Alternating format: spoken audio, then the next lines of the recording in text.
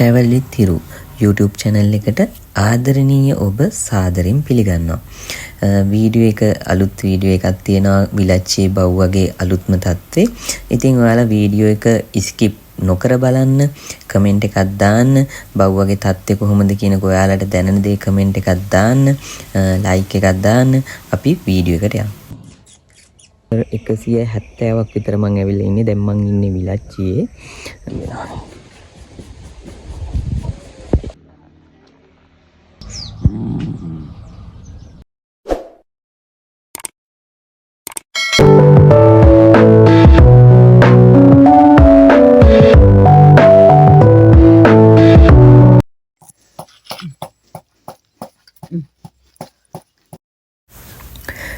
ඔන්න YouTube channel එකේ ඉන්න බව්වන්ට ආදරය කරන ඔයාලා සියලු දෙනාටම ටිකක් සුබ ආරංචියක් මම ගෙනත් තියෙන්නේ.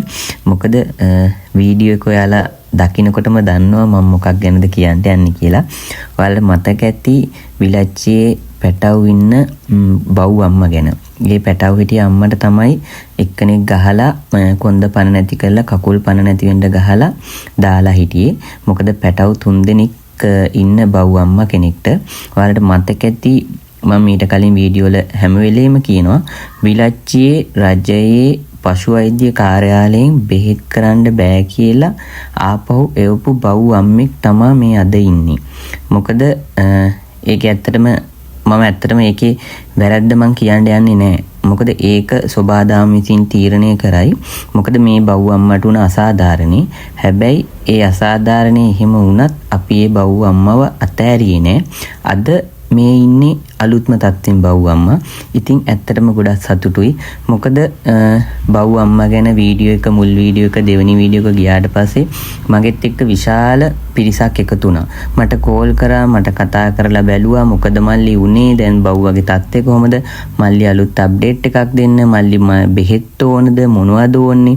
ඇත්තටම ඉතින් මම ගොඩාක් සතුටු වෙනවා ඒ කරපු හැම දෙයකටම. මොකද මගෙත් එක්ක විශාල පිරිසක් ඉන්නවා. ඒ හැමෝටම ගොඩක් ස්තුතියි. උදව් කරන වචනකින් හරි උදව් කරන.